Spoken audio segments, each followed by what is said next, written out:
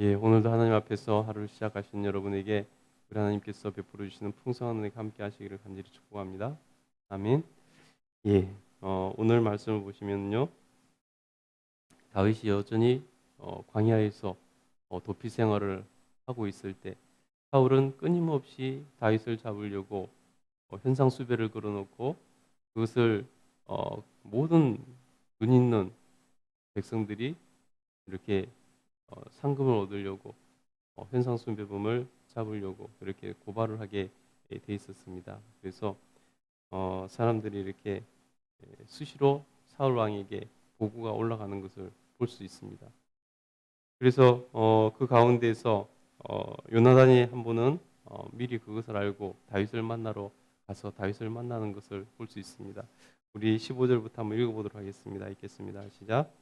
다윗이 사울과 자기의 생명을 빼앗으려고 나온 것을 보았으므로 그가 십광야 수풀에 있었더니 사울의 아들 요나단이 일어나 수풀에 들어가서 다윗에게 이르러 그에게 하나님을 힘있게 의지하게 하였는데 곧 요나단이 그에게 이르기를 두려워하지 말라. 내 아버지 사울의 손이 내게 미치지 못할 것이요 너는 이스라엘의 왕이 되고 나는 내 다음이 될 것을 내 아버지도 안다 하시니 아니라. 아멘.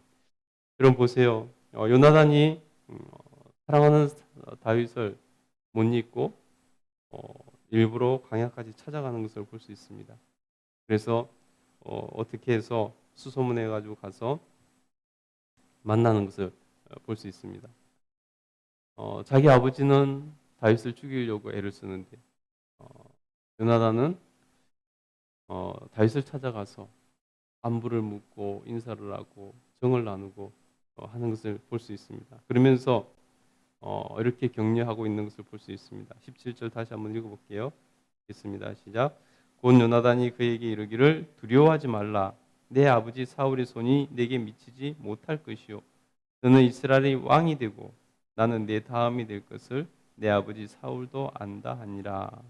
아멘.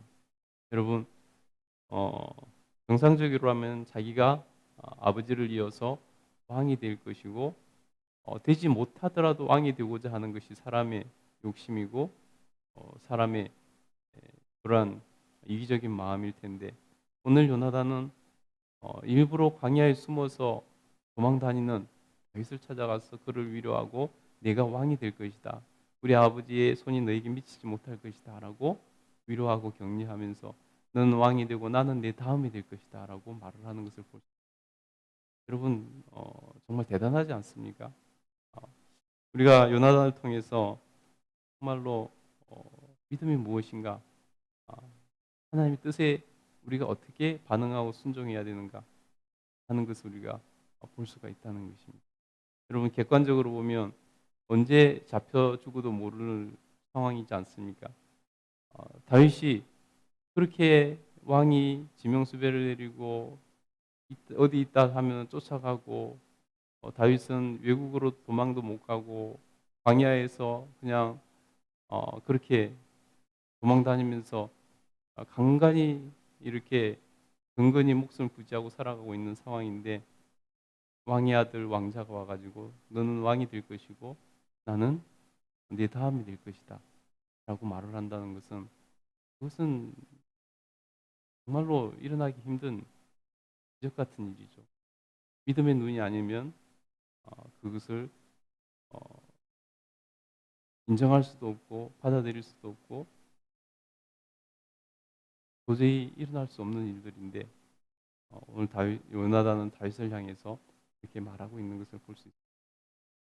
여러분 우리가 하나님 앞에서 하나님의 뜻이라면은 무엇이 됐든지 내가 아무리 손해를 보고 내가 아무리 욕심을 내려놓아야 된다 할지라도 그것에 순종할 줄 알고 그것이 내 삶의 최우선이 되는 그런 삶을 살아갈 수 있게 되기를 간절히 축복합니다.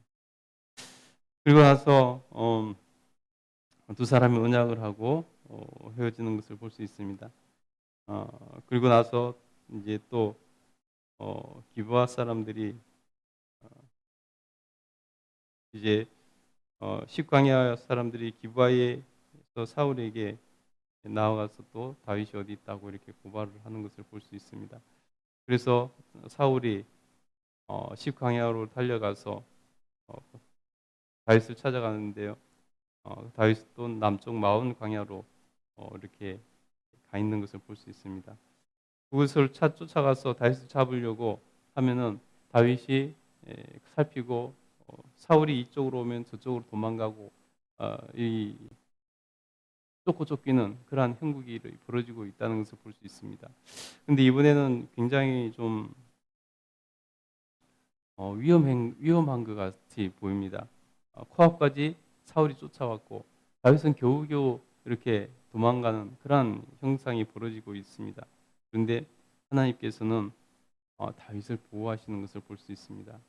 블레셋을 통해서 사울이 더 이상 다윗을 쫓지 못하도록 상황이 위급하니까 그렇게 만드시는 것을 볼 수 있는데요. 우리 27절 한번 보도록 하겠습니다. 27절 읽겠습니다. 시작. 전령이 사울에게 와서 이르되 급히 오소서 블레셋 사람들이 땅을 침노하나이다. 이에 사울이 다윗 쫓기를 그치고 돌아와 블레셋 사람들을 치러 갔으므로 그곳을 세라하마느 곳이라 칭하니라. 다윗이 거기서 올라가서 엔게디 요새로 머무니라. 아멘. 여러분 보세요. 위급한 상황이 되니까 하나님께서 블레셋을 통해서 다윗을 구출해 내셨다는 것입니다. 여러분 하나님께서는 하나님께 순종하고 하나님 뜻을 따라가면요 결코 망하도록 내버려 두지 않으신다는 것입니다. 하나님께서는 반드시 책임져 주신다는 것입니다. 이것이 얼마나 위급한 상황이었는지를 그래서 하나님이 얼마나 시적절하게 하나님의 개입이 있었고 은혜였는지를 다윗의 입을 통해서 우리가 알 수 있는데요. 시편 63편이 바로 이 다윗이 이때 지은 시입니다. 우리 한번 찾아서 읽어보도록 하겠습니다. 시편 63편 한번 찾아서 읽어볼게요. 시편 63편입니다. 짧으니까 금방 한번 읽어보고 우리 오늘 기도하도록 하겠습니다.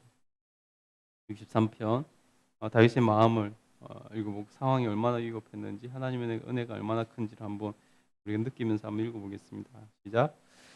하나님이여 주는 나의 하나님이시라. 내가 간절히 주를 찾되 물이 없어 마르고 황폐한 땅에서 내 영혼이 주를 갈망하며 내 육체가 주를 앙모하나이다. 내가 주의 권능과 영광을 보기 위하여 이와 같이 성소에서 주를 바라보았나이다. 주의 인자하심이 생명보다 나음으로 내 입술이 주를 찬양할 것이라. 이러므로 나의 평생에 주를 송축하며 주의 이름으로 말미암아 나의 손을 들리이다. 볼수와 기름진 것을 먹음과 같이 나의 영혼이 만족할 것이라. 나의 입이 기쁜 입술로 주를 찬송하되 내가 나의 침상에서 주를 기억하며 새벽에 주의 말씀은 작은 소리로 엎드릴 때에 하오리니 주는 나의 도움이 되셨음이라. 내가 주의 날개 그늘에서 즐겁게 부르리이다. 나의 영혼이 주를 가까이 따르니 주의 오른손이 나를 붙들거니와 나의 영혼을 찾아 멸하려 하는 그들을 땅 깊은 곳에 들어가며 칼의 세력이 뛰넘겨서 식량이 먹이가 되리이다. 왕은 하나님을 즐거워하리니 주께 맹세한 자마다 자랑할 것이나 거짓말하는 자의 입은 막으리이다. 아멘. 그 표제를 보면 다윗이 유다 광야에 있을 때라고 이렇게 기록하고 있습니다. 여러분 우리가 하나님 앞에서 다윗의 마음으로 늘 순종하고 하나님의 보호하심을 입는 그런 삶을 살아갈 수 있게 되기를 간절히 축복합니다. 기도하겠습니다. 걸어가신 하나님 감사합니다.